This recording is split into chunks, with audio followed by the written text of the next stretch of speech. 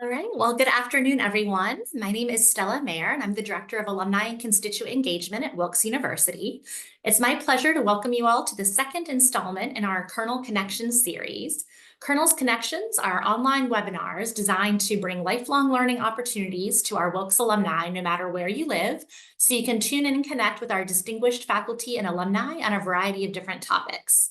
Our first edition was focused on using AI in the workplace, and it's now available for viewing on our Wilkes Alumni YouTube channel. Today's webinar will also be recorded and added to the channel if you'd like to refer to it later or share it with your friends or colleagues. Today's edition is titled You Matter, Minding Your Mind and Body, and it focuses on self-care awareness and prioritization, including practical stress management tips. I'm excited to introduce today's speaker, who will be walking us through these topics and then taking your questions. Dr. Todd Hastings is an assistant professor of undergraduate nursing here at Wilkes. He's been a psychiatric nurse for 30 years and in academia as a nurse educator for 20 years. His teaching, service, and scholarship focus on better addressing the theme of mental health and wellness, as well as advocacy for people with mental illness or suffering from psychosocial challenges. Just a few housekeeping tips before we get going. We'd like you to please remain muted throughout the webinar unless you're called on to ask a question. You're welcome to submit questions in the chat as we go through the presentation, and then we'll get to those at the end. So we're going to do like 20 to 30 minutes of presentation and then Q&A from the audience. Thank you again for joining us today, and I will turn it over to today's speaker, Dr. Hastings. Thank you, Stella, and thank you everybody who is coming into this forum and wishes to participate in what I would argue should be a thoughtful discussion. So when we do a presentation on wellness topics, the idea is to, I'll say, re-socialize you, because you've probably heard over the past, oh my goodness, I'm going to date myself here, 30 or 40 years, about a lot of wellness themes that are considered around the nature of our human condition, for the way in which we need to invest in our health and well-being. We know that we need to be strong advocates for ourselves, and we need to be committed to considering practices and processes that support our well-being. So we're no longer in the era, so to speak, of healthcare where it's go to a provider and get fixed. So we're not about that, except when we have remarkable disease processes and challenges then too that we have to confront. So healthcare in, I'll just say, the current era in this century is certainly more about focus on health promotion and prevention in a thoughtful way. And I think this type of topic aligns in that manner. These are practical considerations that I'm going to refer to, and a pretty basic premise. For some of you, you've heard this and you have a good understanding. So if so, consider this more of a reminder and again, revisiting, re-socialization, so to speak, per topic. And I think it's timely. We're coming out of winter. So beyond the standard or almost cliche New Year's resolution kind of mode, some of our thinking should be, as we progress into a period of time, a new year, a rebirth, if you will, with spring and coming out of, for some of us, Lent and that type of theme. We see the idea that minding ourselves, minding our mind and body is an important consideration, especially in a reawakening, and to be committed towards our health and well-being in a profound manner then too, that involves our just being that much more attentive to the nature of who we are and our status in a holistic context, mind, body, spirit. And I'm coming from a nursing perspective as a healthcare discipline that is all about the holism of the human condition and there are multiple other disciplines that align with that then too, with my partners around pharmacy, strong considerations around health promotion, as I see one of my colleagues on this forum, and thinking in terms of a broad array of healthcare and human service disciplines that sort of align with the ideas and the principles behind a commitment towards health and well-being. So in all that, let's go through a few ideas and then we can have that much more discussion. But if you have any questions along the way, I'm fine to pause and to address those in some thoughtful way. I would argue, use the chat. Certainly we'll let Stella and staff sort of monitor that. If it seems appropriate for you to jump in, that's fine. There's no specific rules or limitations around this type of form. So I'm going to go and screen share for a moment to a little presentation about topic. And I have this on my monitor that's on my other screen. So I'm going to look a little odd, maybe every now and then turning my head. I hope that is not frustrating anybody then too. Can anybody see that screen, that title screen? Okay, very good, very good. All right, so in consideration of this whole notion, we want to consider that, first of all, putting ourselves first, our health and well-being, is reasonable to do. It is okay to be selfish in a health-oriented way. So that whole notion about, prioritizing your sense of what your status is and how you're feeling is really important. Sometimes we get that much more committed and rightfully so, for caring about others and their well-being. And we sort of get caught in that and let ourselves go. So it's okay. I think what my first opening comment would be around this title, it's viable and reasonable for you to give yourself permission to take care of yourself first before others. Okay, so that's something that's meaningful. All right, let me see if my capability to advance. Okay, there we go with our arrows.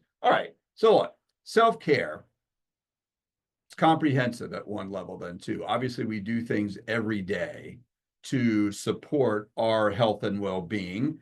Sometimes we don't do that in a concerted way, and sometimes we let ourselves go. So I think an important, foundation theme here is like, how do you express and support yourself, your self-care that really matters? And it doesn't have to be particularly introspective or invasive to do so. So when I say the little things that matter, these are the things oftentimes that have the most impact if we're addressing those in a thoughtful way. But they're also the things that get lost fairly quickly. And starting with the far left, we are a sleep-deprived society. So that is a challenge. And I think, the notion of sleep and sleep hygiene, we tend to let that go more commonly than any of the other considerations, I think, around holism. So something to be concerned about, let alone then the other facets, this healthy nutrition, arguably the second picture, doing something that is, I'll just say at one level, thoughtful in the physical health kind of way. And of course, that depiction shows a class. It does not have to be a class. You're just being aware and sensitive to the idea about what you would do to be involved in I'll just say, physical health promoting process is more what really matters in terms of looking at that depiction. You don't have to join a gym necessarily to get that done, albeit I will say those that are part of a gym process, I can only say for me here at Wilkes, because I am connected toward the YMCA right across the street. It is right there. I mean, it's a great resource. Trying to count and enumerate resources that do help with that. The joining a gym mentality is good, but I think the greater message would be just being invested in a process, a regular daily commitment to your physical health and well-being then too, i.e. the idea about exercise and activity. And then the far right box, thinking about, again, your place. This is where we get a little bit more existential, a little bit more spiritual, but that whole self-care notion about you checking in with yourself and doing things thoughtfully that are truly, and I will use the word that many of you already know what it is and maybe practice it, a mindful approach. So the whole notion of taking stock in how I feel as well as how I think and how I behave. So we think about a composite way that oftentimes is more psychosocial at one level than two. So being aware of that and thinking in a thoughtful way about how we see ourselves situated in our space, in our environment now, and around other things that we have to do, work and our social situation and our place in the community. It's not about status in terms of how we're perceived by others, it's about how we feel about how we're doing, how are we regulating. And arguably, you could use the term regulation in many different ways then too. So I tend to be more of a mental health specialist, so I focus on consideration of emotional regulation, but physical regulation, taking care of your physical health, and then the social side of it then too, which involves, again, how do we regulate in terms of our relationships around us, and how do we regulate around, again, our sense of self in the world, in the universe, if you really want to take it a step further. Since there tends to be around this period of time, here we are, for some who are involved in religious practice, this tends to be a very spiritual time around the calendar. So when you think about understanding that better and understanding who you are around that, that's an important consideration then too. I think there are some questions coming up in the chat, but I will not necessarily refer to those unless unless it would be indicated by my let's just say my facilitators here, what would be appropriate if you guys are vetting those and on the front end, unless I wanted to handle those at the end of the talking points. I'll sort of defer to you, Stella, for a moment. What would make more sense then too for those questions that are out there? You can continue on for now, but if something like, we'll kind of toss them in as we We'll can. enumerate those for the moment then too. So anyway, we don't want to get necessarily off track. I think what we want to do though is have a thoughtful front loading, and that will lead into our discussion. So anyway, so your questions matter. So keep them coming. Though I would say, as I'm trying to speak, I'm not reading them fully, so I'm just sort of moving forward. All right, very good. All right. So this whole notion of unbalanced kind of status supports that notion of regulation, and regulation, being one that you could say dysregulation. I'm hesitant to use triggering terms kind of thing then too. Dysregulation has sometimes a stigmatization associated with, but unbalanced or less well-balanced kind of thing is a little bit more common. So of course, when do we feel that? When we're under pressure, i.e. when we're stressed. And what do we sometimes manifest around that then too? We are more self-aware when we notice that we're not thinking, feeling, or behaving. That's typical for us. So becoming irritable, all right, tends to be part of that landscape then too. When we see the notion of people who are working harder, all right, but getting less done, i.e. our ability to be focused and to be efficient becomes compromised then too. So that whole notion about how we're regulating, even in a productivity work way, can get compromised then too. And I think there probably was a question or two that relates to this. Do we become ill more often? When we are more stressed and we're not managing those external stressors, they tend to become more chronic. We do tend to see some downturn in the immune system. We tend to see people that are more prone to becoming more ill. And I don't think it's necessarily one factor or feature, because at the same time, when we're under pressure, we are feeling stress, or external stressors are remarkable, and maybe even some of the internal stressors in terms of how we're feeling, in terms of our esteem and ability to perform and engage, that can be compromised. Yeah, we do tend to become more ill. So that mind-body connection tends to be part of a downturn in immunocompetency around even psychosocial factors then too. So it is something that we certainly can talk about further as we move forward. So if we want to be healthier, all right, we're taking stock of some basic considerations. All right, some foundation thoughts. So first of all, to feel better about you and to emotionally regulate better, I could have a list of 10 to 15 types of things. We're just focusing on a few. Most basic, and around some concepts that some of you are probably aware of, Maslow's hierarchy of needs, some basic premises and models that look at the way in which we have to prioritize within the human condition, how we're doing. Well, a pretty foundation one beyond just basic kind of things around our physical and I'll just say extended physical considerations for health that we need to, at one level, sleep, We need to have reasonable nutrition, really the second bullet. I start with the first one only because a lot of the centering around this type of discussion today is more about the psychosocial. So safety and security, feeling, all right, that you're in a safe space and that you are not threatened matters, I think, in our world at one level. And these are challenging times now, right? So this is really hard.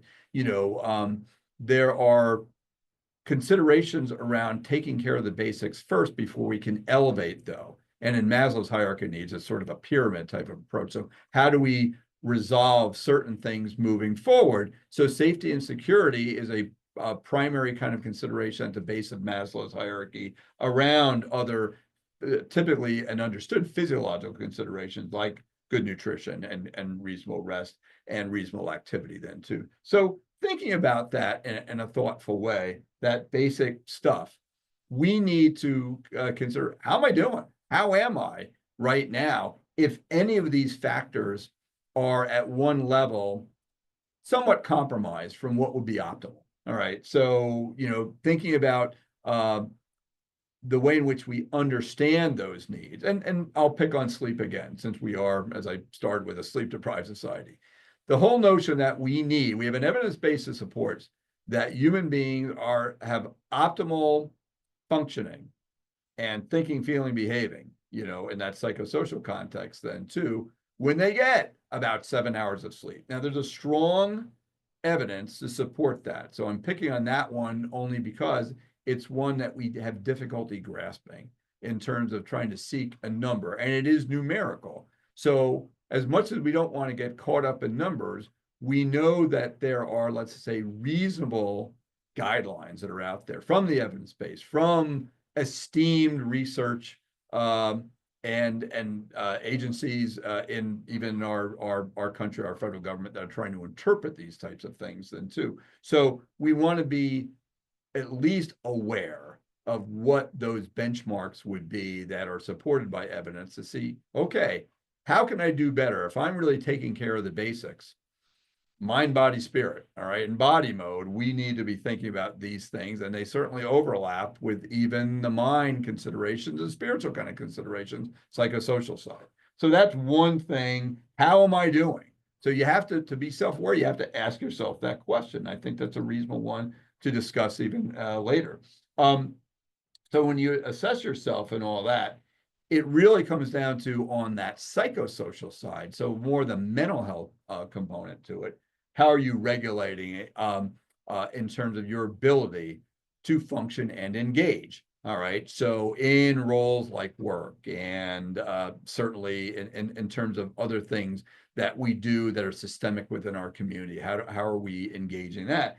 But also, how are we doing relative to regulating the way in which we can consider our base mental health, our mental wellness as a better term, in terms of we're able to deal with basic interactions and basic stressors, like certain typical stressors that we might face, realizing that that's going to change for different people. And there's going to be sentinel events and situations that may challenge that much more, and that we may need to seek beyond, other supports, other help, beyond what we can do to manage that. So some of this is about coping skills, though, for our base discussion right now, that you could do. And they're just suggestions and reminders for many of you. So the whole notion about being holistically minded, all right, and then thinking about, again, different types of strategies,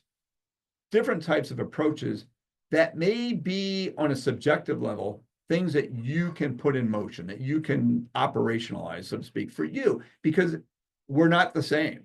Sometimes we certainly vary on a personal level in terms of what will work for us. So this toolkit approach is suggesting, hey, it's not one thing that might work for us that has value and is supportive. So that's where sometimes I think the popular notion of strategies for coping, even from the standpoint of mindfulness, sometimes get a line, oh, you need to do this or you need to do that. No, what we're suggesting is there may be clear evidence for some of those strategies, i.e., one of those pictures we had before, a couple of slides ago, was about yoga. All right. So yoga, an Eastern meditative art, has value, has as a alternative and complementary type of approach, some documented evidence value for supporting people in a thoughtful way in terms of creating a holistic response to adversity then too. So individuals who are motivated and engage in that process do well, do better.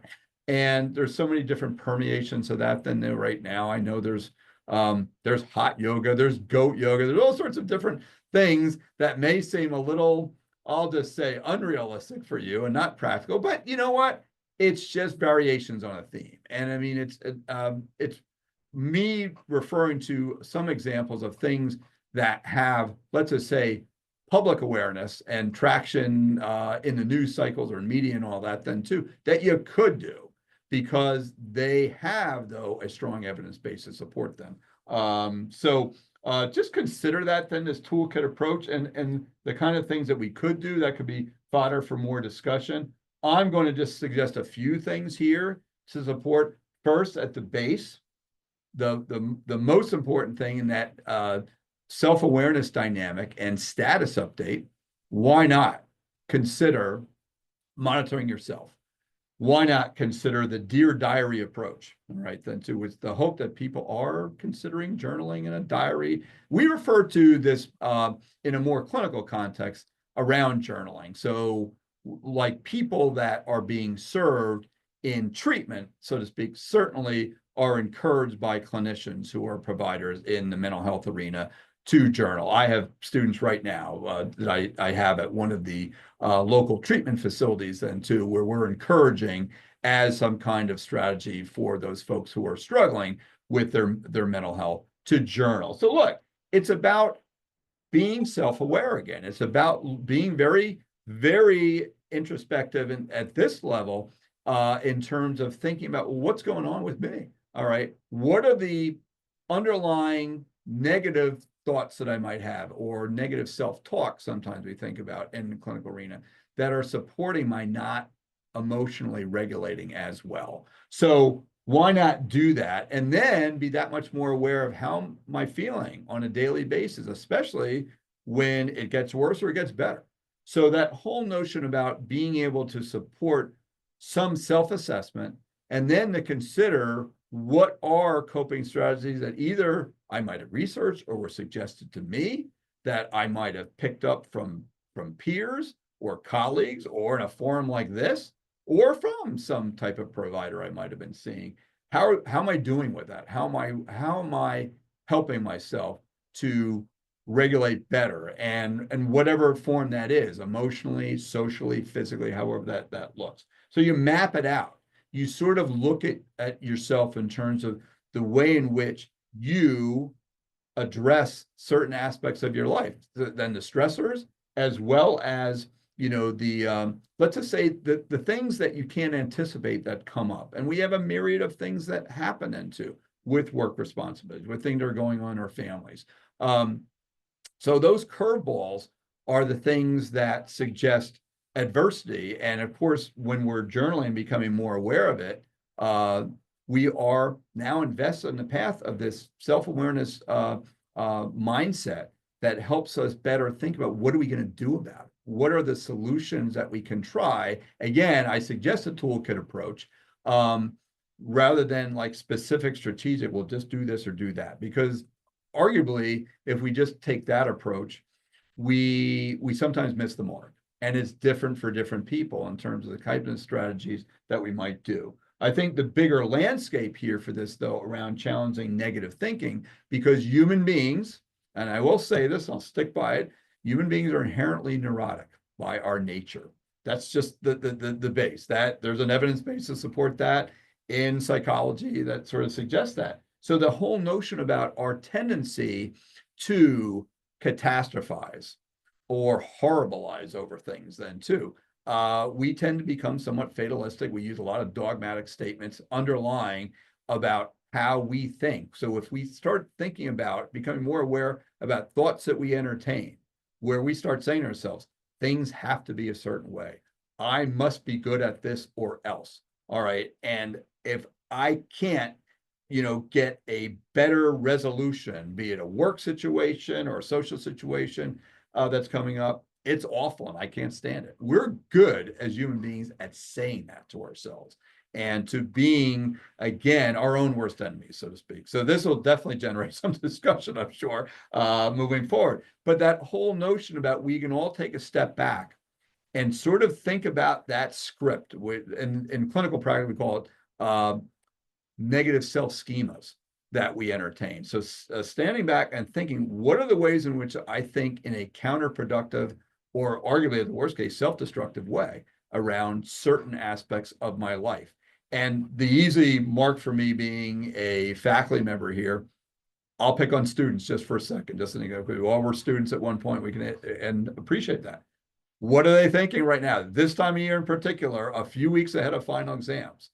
The mindset, the script is what if I fail that exam, I fail a class, I fail out of a program.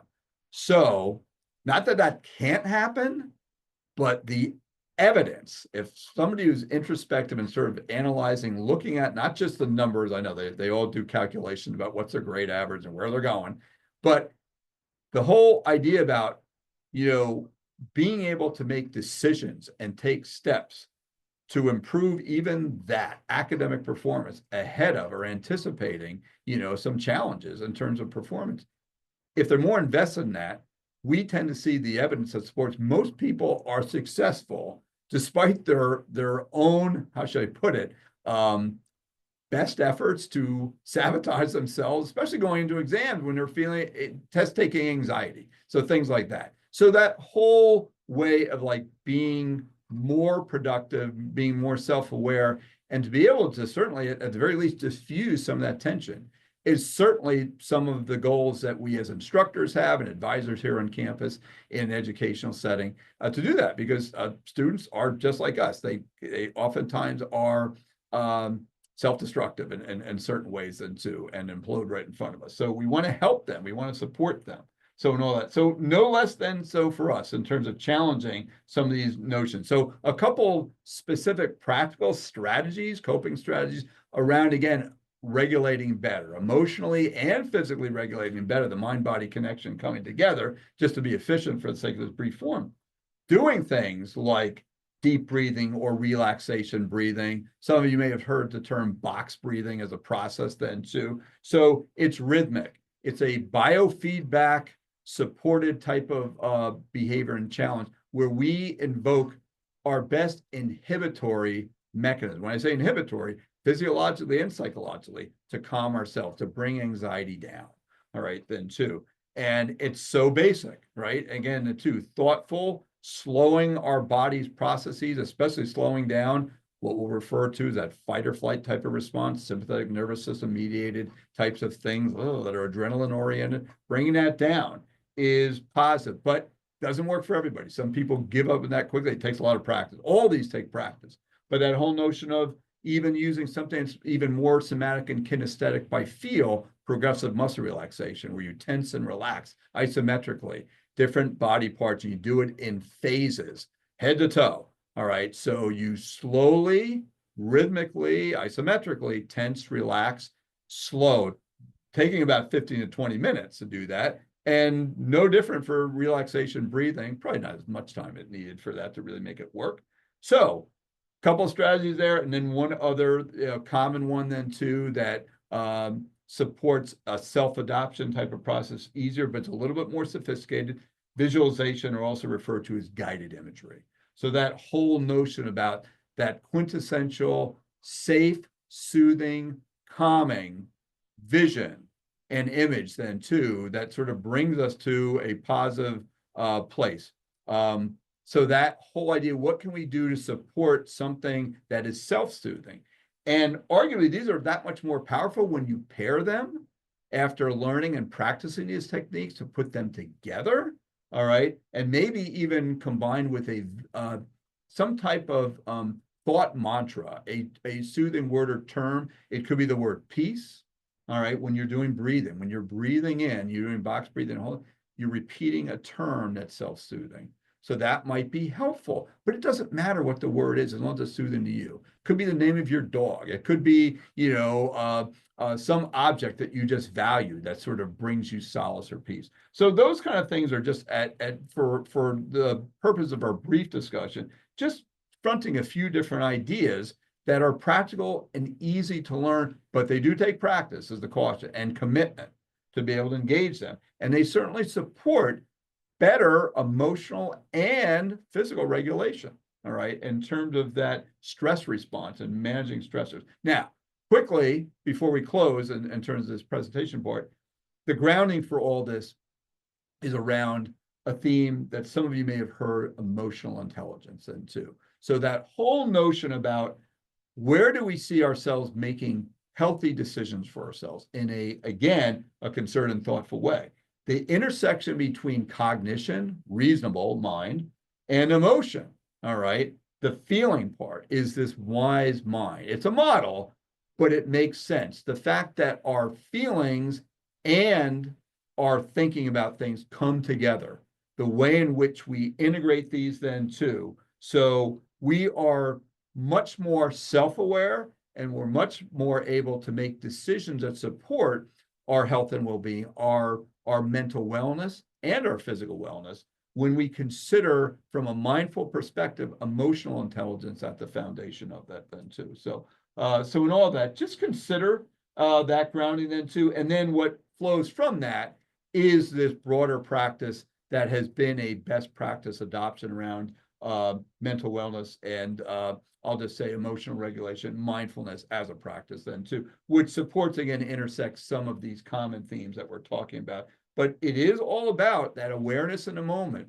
So in considering emotional intelligence around mindfulness, it's letting go of the past and letting go of the future. You being able to be influenced only from this moment, able to make clear decisions around yourself and your ability to better regulate because you're not shackled by things that were disappointments before or bad things that happened before, let alone the anticipation, the OMG of the future and things that you're going to need to face. So that's really that whole notion about self-acceptance and distress tolerance. So being able to see the world in a realistic way, but in this much more, let's just say, centered and clear perspective in terms of where I am and what I can do to help myself be better, feel better, function better, be healthier, be more well in a mental and physical context then too. So I think that's important. There's certain things we can't control. All right. That whole notion about self-acceptance is hard. Sometimes you do need to just turn off the news cycle. All right.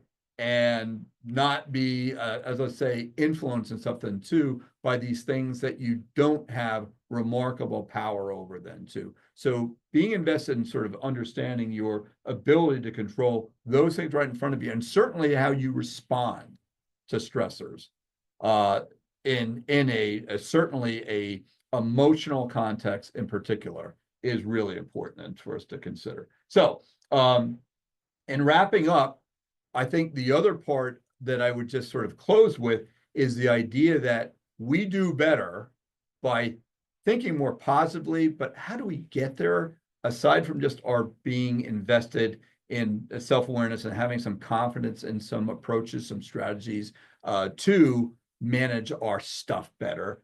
I think, in terms of a supportive consideration for us that's a little bit more existential around the spiritual part, practicing gratitude. All right. And practicing compassion. So as much as we're accepting the tough stuff, the bad stuff, distress tolerance and self-acceptance, being grateful for what we do have, for what's working for us then too, and not rating and grading it, so to speak, but being, let's say, at one level, positive about, satisfied with, supportive of the nature of our world. And as complicated as it is, and sometimes threatening to us then too, that we rise to the challenge. And we support our own sense of well-being at one level by some of these strategies we just touched upon, but the practice of being that much more emotionally intelligent, investing in a sense of a mindful posture, and then considering again, protective factors and resources around us, including social support and community connection. That's where we foster resilience.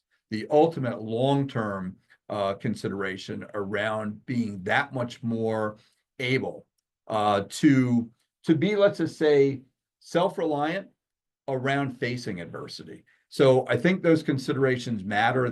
The era of resilience is an important consideration. How do we foster our own resilience? We could really frame this type of presentation around some of the building blocks and the foundations in support of that then too. So all that is meaningful, I think, in terms of our bigger intention and our long-term goal of being a healthier human being and one that can deal with challenges much more readily, much better than too. So within all that then too, that intersection where we are that much more invested, again, in practices and processes and to around at one level, our awareness, all right, and our better sense of self and our being engaged and motivated to take ourselves. I like the bigger consideration with gratitude. You know, we are more empathic towards ourselves and towards others and to when we practice it, and we feel better about the world we're in and the world that we're going to be in moving forward for ourselves and for our families and our community then too. So I want to thank you for this time. I think the closing point is that you matter. Again, this little bit of healthy selfishness is important. All right. So the goal, the hope is that you are motivated to connect and engage better with yourself and to consider all the processes and practices that you could employ and to consider and to find those, to navigate, again, the landscape of wellness and of mindfulness to support things that you can do fully to embrace health and well-being mentally, physically, and spiritually. All right. Well, I thank you for that time in terms of discussion. And two, I'm going to go off the screen share part so that we can just have a more. Oh, let me not do that. Hang on a second. It looks like I'm trying to just get off of it then too. And it was.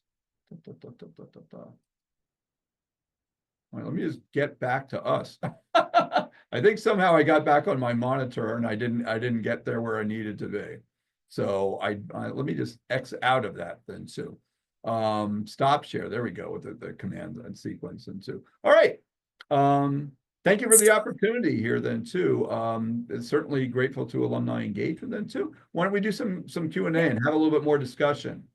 That was a great overview. Thanks for walking us through all of that and some good tips and reminders.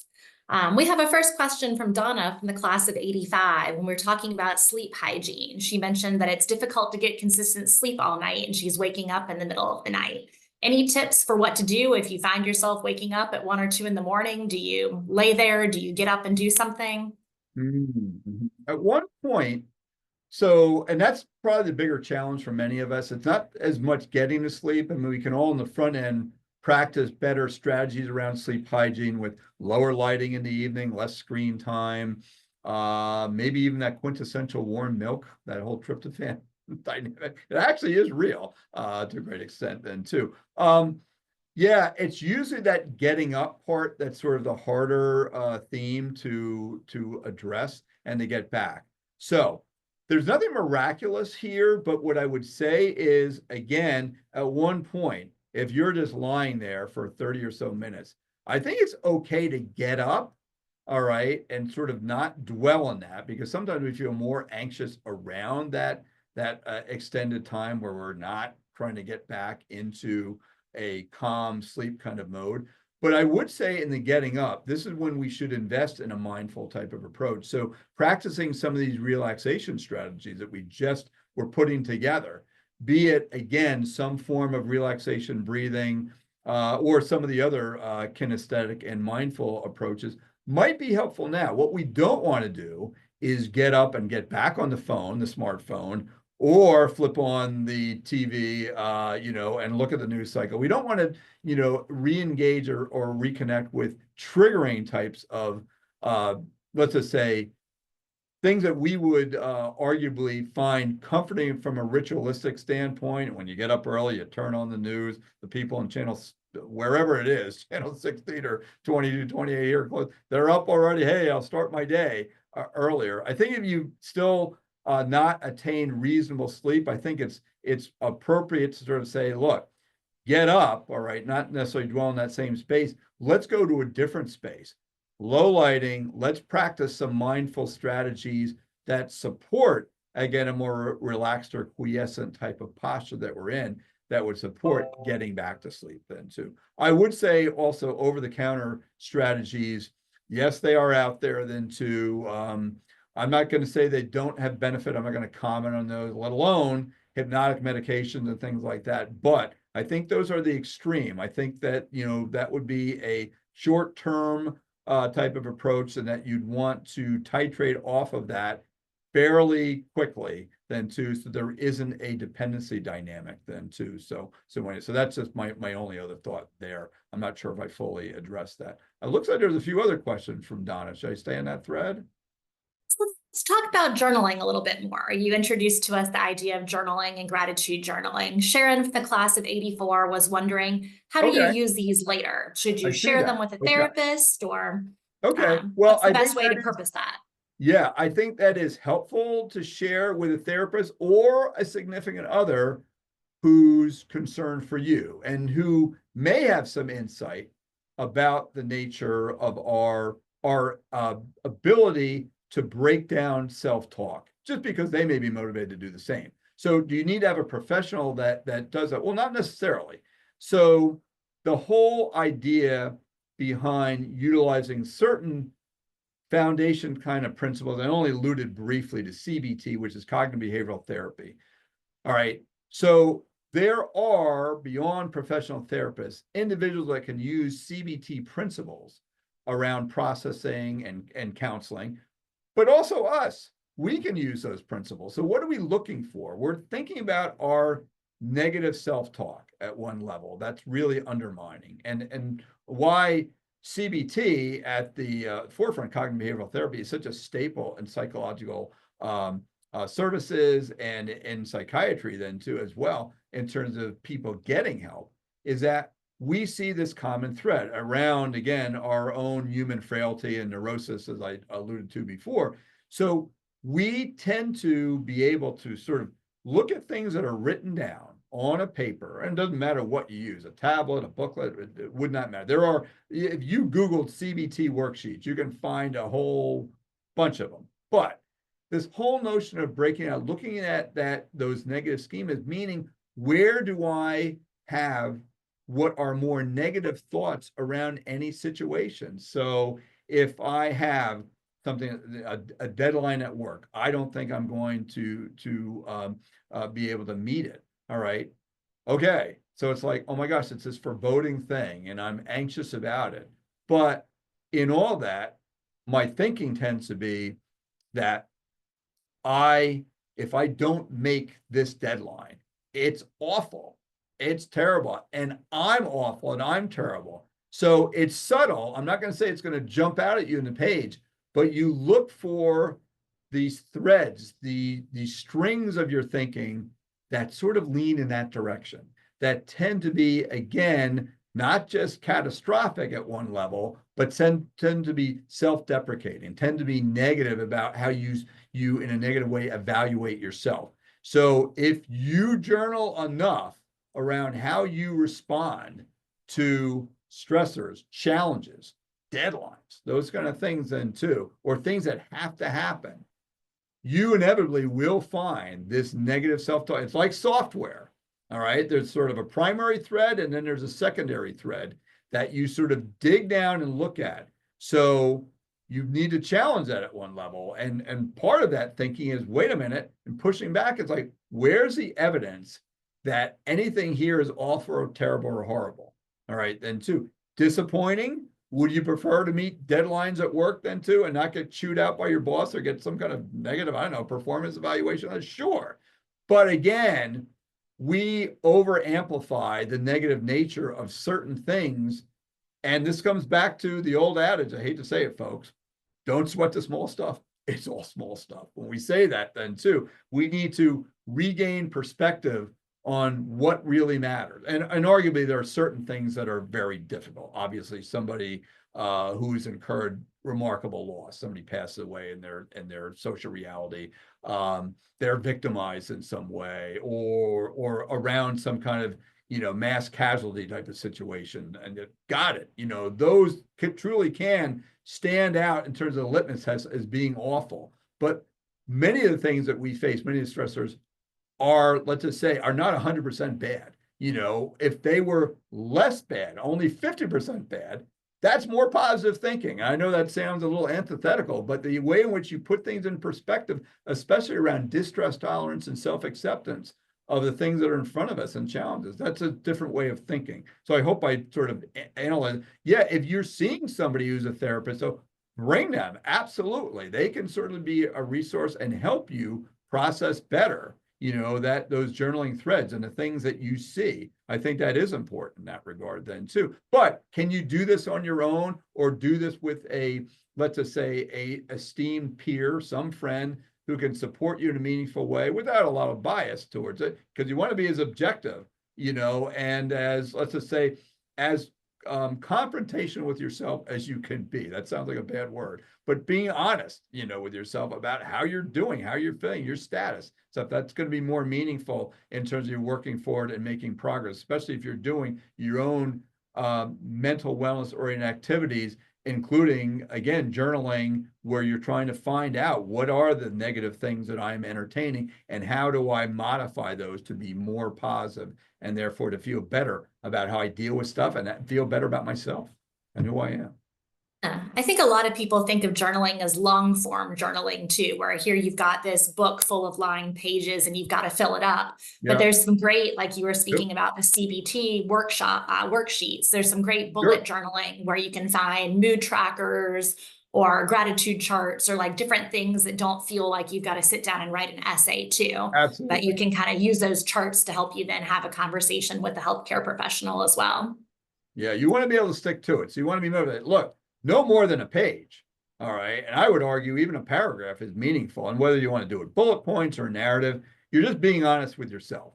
And look, use devices and things that make it easy for you. Use your smartphone in terms of narration, or even a little video clip to yourself. Sort of a mindful thing. And look, there are some great smartphone apps that address, again, processing this whole notion of negative self-talk, CBT principles, mindfulness based strategies then too. There's also, I just loaded one last week called I Chill. I know, it's great actually then too. It has great prompts, great ideas about what you can use, but there's a whole bunch of them then too. So, okay, other So we thoughts? talked about sharing journaling with a therapist. We had a question submitted ahead of time at registration as well about how do you know when it's time to go see someone professionally? I'd expand on that and say, do you have any tips for how to find the right therapist? It's such a personal relationship. Are there certain questions you should ask when you're calling to schedule to figure out whether they're going to be a good fit or not, so you don't feel like you're having to tell your story over and over trying to find that right person? Yeah, I think on that plane, it is such a subjective thing, and I would argue, unfortunately, it is somewhat hit and miss. But that said, what can you do to streamline this then too? So I think it is really fair to look at some bios, and whether that's through some kind of external media. Now we know media, this is the era of misinformation, so you have to be very careful in terms of portrayal. But I mean, even there are some resource tools that would have at least succinct bios about what a given counselor or therapist might be. So first, let's take it part and parcel. First, at what point do you feel you need to go to, or it would be, and I don't want to use the word need because that's basically dogmatic at one level, and two, would it be helpful to have a therapist guide you through processing your stuff, identify what are the challenges, what are the considerations around your mental and physical well-being that could be better supported through a therapeutic, doesn't necessarily have to be psychotherapeutic, kind of modality then too. I think when you're really struggling and you don't see a path forward in terms of improving, the way you're feeling about you and your status then too. So if you look at the base definition of a psychiatric illness, it's based on the idea that people cannot effectively engage in terms of their typical patterns in roles and relationships and too. So a job or school or in peer relationships around them or family relationships. So that whole notion about there's a disconnect in terms of how you're feeling and how you're thinking and how you're behaving, how you are addressing things that you need to do to live your life, to live a quality life. I think when those disconnects are substantive, where you are trying to process on your own at one level, but you sort of see it compromised from the standpoint of you have substantive, let's just say, reactive types of emotional dysregulation going on. So remarkable anxiety and or remarkable sadness or remarkable mood shifts and irritability that are arguably affecting your ability to even be in your roles and stuff then too, like where you really need to be away from things that otherwise would be normal for you, but now are triggering.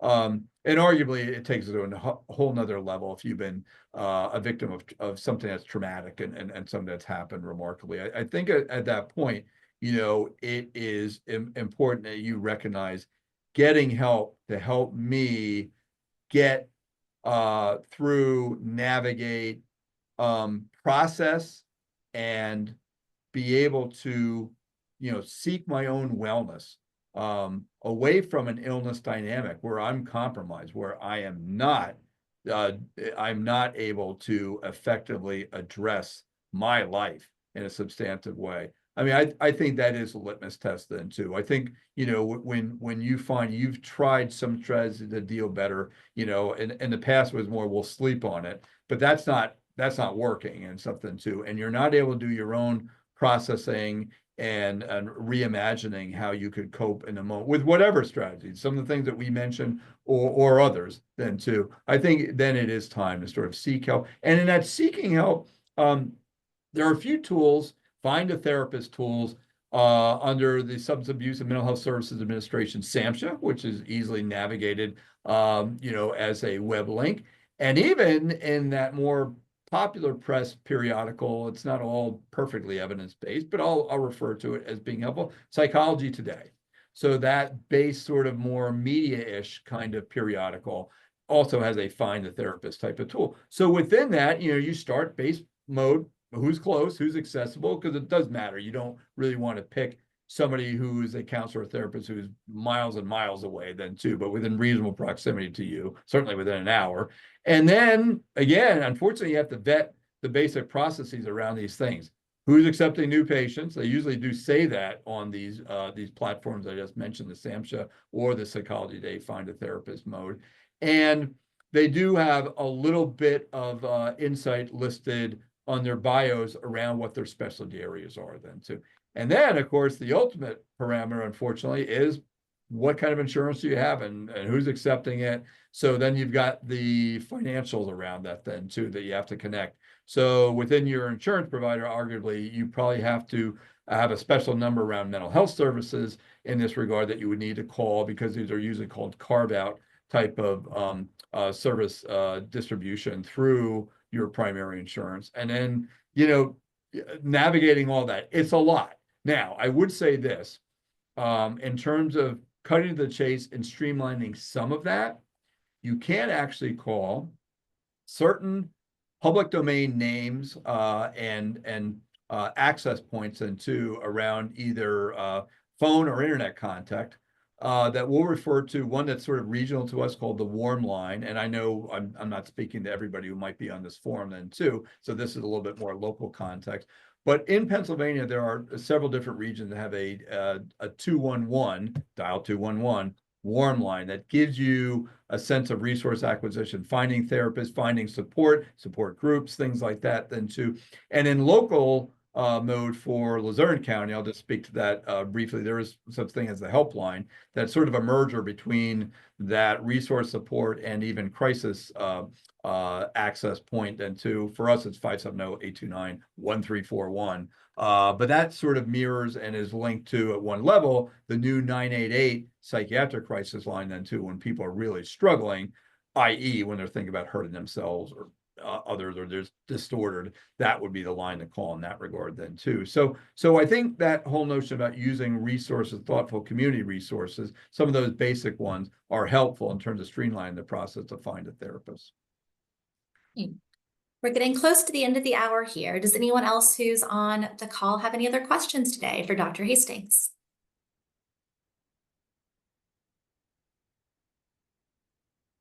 Okay. Well, yeah, thank you again for walking us through all of that. Any last closing thoughts before we wrap up? Well, I'll just say, first of all, it's been a privilege to serve alumni engagement, and to support the Wilkes community. And again, I will reiterate, you matter. So that whole notion of you taking care of yourself, taking stock in yourself, being internally motivated in a little bit of a healthy selfishness to support your health and well-being is an important consideration then too. So take care of yourselves. You matter. Great. Thank you so much again for joining us. And I hope everyone has a wonderful day. Everybody be well.